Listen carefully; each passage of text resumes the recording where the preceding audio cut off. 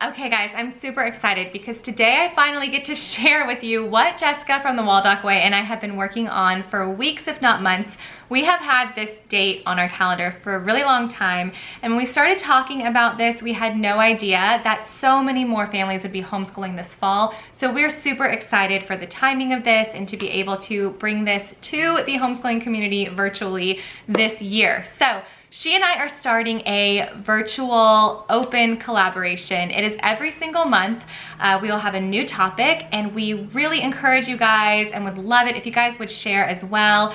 Make videos on these topics each month and put them in the playlists that we will link on the second Tuesday of every month down in our description boxes. So this month we are going to be talking about homeschool planning and organization, and just a little tip for next month so you have your videos ready if you want to put your video up the same day as us. Next month we are going to be talking about morning baskets, and we are asking everyone to film a do morning basket with us video. So it's going to be a mixture of some do a subject with us, some like top 10 tips for this or that, some sharing things, and then just some do as you will with the topic. So that is this month. The topic is homeschool planning and organizing, and we just invite you guys to do a video on this topic, however that looks for you, and put it down in the playlist down below. So it's going to be the second Tuesday of every month, and we will tell you the next month's topic in that month's the previous month's video. So next month, morning basket with us. All right, we've got a blog post down below if you want to check out the information about how to do this open collaboration, but the short story is we'll tell you the month before what the topic is. We already have them planned out. We'll tell you the month before what the topic is, and then when we open the playlist on that second Tuesday of the month, you then have the entire month to add your video. Jessica and I will be engaging and interacting with every single video on that playlist, and we're really excited to see what you guys have to share. So super excited, can't say it again because I've said it too many times. So let's go ahead and I will share my thoughts on the topic of homeschooling, planning, and organizing. So my storage area for homeschool is just a hot mess always. It's not just a mess right now, it's just always a mess. And if you want, I will link that up here in my homeschool room tour if you want to get a glimpse at what our game shelf looks like and how I store things. I mean, it's really nothing spectacular. So what I wanted to do today was do a plan with me. I'm sitting down, we just got back from a trip out of town, and I need to plan the next couple of weeks of our homeschool. So I thought it would be fun to bring out my planner and just show you guys like how I sit down and lesson plan. It's very simple, and it's likely how most of you plan as well, but I've never done this video before, so I thought it would be fun to do. Before I do, I'll just say a couple of things about the topic of homeschool planning. Generally, I don't plan all of my weeks out week to week early in the year, just because when things outside influences like on our family's schedule happen, there's nothing I can do about that, and I just get discouraged when I see how far off the long-term plan we are. So what I tend to do is I will just get an overview of the year, like I'll pick out some topics or themes that we want to study that year, and then kind of break it down. So first term, we do 3 12-week terms. So say first term, these are the artists and the composers and the poets that I want to study. These are the 5 in a row books I want to do, and I hope that we're kind of in this area in history by the end of the first term. And then I'll do that for the 3 terms, but I won't plan the week by week until just a couple weeks prior. So for the most part, I will plan right here in our homeschool room on a weekend. But I also, John just got a new office space, so sometimes I'll just go ahead and go over there as well. At least that's the plan for now, because it's not too far from the girls' dance studio and some other places that we are at a lot, so it'll be easy for me to pop in there here and there. So if I feel like doing some like computer planning, like taking the laptop and really like getting away and planning out some more in-depth stuff, I'll just go there because it's quiet and peaceful and there's free coffee. So yeah, I'm gonna flip you guys around and I will just walk you through what my planning process looks like. For those of you who don't know, I use an Anna Vance planner. I love her planners. They are great for homeschool, and I have the 52-week planner so that I don't, so I can plan more than just our homeschool year in this planner. It is very customizable. but you guys know the drill. You guys know all about her planners from watching my channel. So I will go ahead and start pulling books off the shelf and show you how I plan. All right, so I have my weekly planning spread here from Advance Paper Co. And I have these pretty little Arteza gel pens. And the first thing I do is I just write the week up there, obviously, and then I do Monday, Tuesday, Wednesday, Thursday, Friday, and then I write the subjects like this. So I'll fill that in and then I'll give you a peek. So I just have the days of the week here, and then I have the following subjects: morning basket, 5 in a row, language arts, history and geography. And for language arts, I do the using language well, spelling wisdom, and then Eli's reading. I group it all into the same box. History and geography, science, which is also nature study, math, their independent work, and Annie's preschool. Now, independent work are things like handwriting and Spanish and typing. So I get a good view here of how to alternate that so they're not overloaded with too much. I combine history and geography because we don't do either of those on the daily, so I don't want wasted space. And then 5 in a row will have some wasted space because we only do it 2 or 3 days a week. And then, yeah, so what I do first is I just start filling in the things that never change. So like morning basket, and then Fun Friday instead of morning basket, language arts, I just do one lesson, and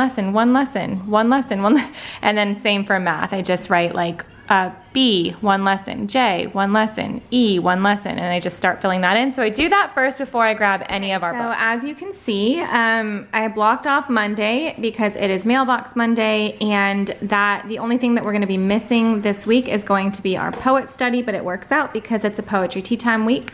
Then I just put these little check marks here. So every day we do Bible study and our memory work, like our hymns and our Bible verse and all that. And then I alternate habit, composer, narration, map drill, picture study, current events, and I just kind of like alternate that throughout the week. And then Fun Friday, we do logic, we do art. This week I need to make sure I grab watercolor pencils for their art lesson.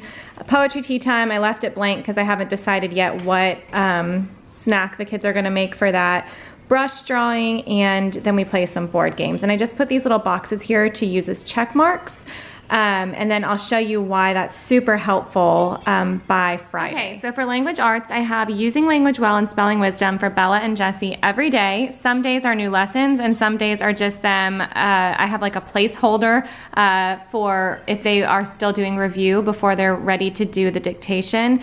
And then Eli, I have all about reading, just 2 days a week right now. I also have their read alouds in here and our family, or their readers and our family read aloud in here. So Bella is starting the YWAM Laura Ingalls Wilder.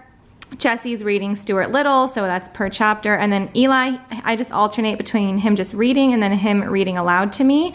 We're finishing Sarah Plain and Tall next week, and then we're starting The Indian in the Cupboard, so I have that for our read-alouds. Now, the reason that I do the checklist is so when we get to Friday, if there's anything that's left unchecked, I can put it down here for overflow, and we will accomplish all of the overflow work before I will allow them to do their Fun Friday. So potentially, they will miss out on some of our Fun Friday activities if they still have work that was left unfinished, just kind of like a natural consequence. People ask me all the time, do we do consequences? Do we do rewards in school? That's how we do it. It's just you miss out on Fun Friday, natural consequence. If you don't get your work done by the weekend, you have to work on the weekend when you have a real job. So something to just kind of encourage some reality there for them. So that's what we have, and we also still do read aloud on Fridays. So that is language arts. So now I will go and fill in their math, and then I'll have to actually start grabbing books and seeing what's on the agenda. Had to bring a snack in on it here. But for math, I just have a checkbox for 1 lesson per kid. And then we have just recently started doing some timed drills. So I have 1 time drill per kid, and then I left some room here in case anything comes up that they need to review, like flashcards or anything, then I'll write that in as needed. And then same here, just some space in case anyone needs to repeat their time drill. All right, I just filled in independent work. So we have handwriting for each of them daily. There's no Spanish on the agenda this week because I am waiting for our new Spanish curriculum to arrive. And then I have typing alternating for Bella and Jessie. And then every day I have just Bella daily written down here. Bella's daily work is her Charlotte Mason, Simply Charlotte Mason history and her French. It's a short daily French lesson that she and I now do together, but I just put daily because sometimes she'll also do her YWAM stuff there if she needs to do any writing of her little essays. So that is what I have written down for independent work right now. Okay, so now I've done our history and geography and our science. So I plugged in our visits to Africa. We're only on visit 2. And then I wrote in Story of the World, what we're doing for those on those 2 days. And then for science, we actually have like a heavy nature study week this upcoming week because my girlfriend and I are doing exploring nature with children together, and the way that we've planned to do it is like once a month I'll host one day and once a month she'll host one. The other weeks we'll do it on our own. But when we do it, we're doing like a lesson, the nature walk, or we'll go meet for the nature walk, then we'll come back to one of our houses for the lesson, and then we'll do like a little tea time or something to wrap it up. But this week that I took on, I'm doing the one of the nighttime nature walks, even though we're off by a week because it's the meteor shower peaks this upcoming week, even though it was last week's lesson. Anywho, we're gonna meet. My dad is gonna lead. My dad is super into astronomy. He taught me a lot growing up, so I was like, you know what? He can just ramble on and on and on. Like, you can ask him a question, he can give you like an hour-long answer of anything that has to do with astronomy. So I thought it would be best for him to lead that nighttime nature walk at the beach because it's sea turtle season. So there's no lights on any of the businesses on the beach. So it's very, very dark over in that area. We're gonna meet there on Wednesday night, have a little dinner together, and then wait. The best time to see it in our area is like right before moonrise. But then in order to do the lesson and stuff, I wanted to still do that during the daytime. So Tuesday they're gonna come over and we're gonna do all the different little extension activities and some of the nature journaling ahead of time at my house. So Tuesday and Wednesday are both gonna be nature study days for us this week. So I'm just doing the try this activity from a couple weeks ago that we didn't do on one day, and another day we're just gonna wrap up reading on a chapter so that it wasn't like too science heavy all week long. But because there is so much going on for science this week, I kept it really minimal for history this week. So that's my logic there. Now the last couple things I need to plug in is 5 in a row and then preschool. Annie's preschool is from 8 to 9 every morning, so it's pretty consistent. We do just like a book, like a Play-Doh or some kind of activity, and a little bit of before 5 in a row every couple days. But then I look at my main lessons as a whole before I plug in what days we're gonna do 5 in a row. Tuesday's gonna be so busy that we're not gonna do any 5 in a row on Tuesday. Thursday, our visits to Africa is gonna be very short, and we don't have too much going on anywhere else. So it's definitely gonna be best that we do some 5 in a row on Thursday. And so I'll probably do some on Monday as well then, and that'll be it for the week. But it's the last thing I plan because I need to get all of our other subjects plugged in and then see where I can fit things in appropriately. Okay, so I just pulled out my lesson planning sheets. I will link those up here if you want to see how I plan for 5 in a row, and I plugged them in where I wanted to. And then for Annabeth, I just kind of plugged in a little bit of reading and like her hundreds board with a couple of the little 5 in a row projects that I had for her. And that's it. So all in all, this takes me like 10 to 15 minutes total each week. And sometimes I can plan for 2 weeks at a time. Sometimes I just sit down and plan for one.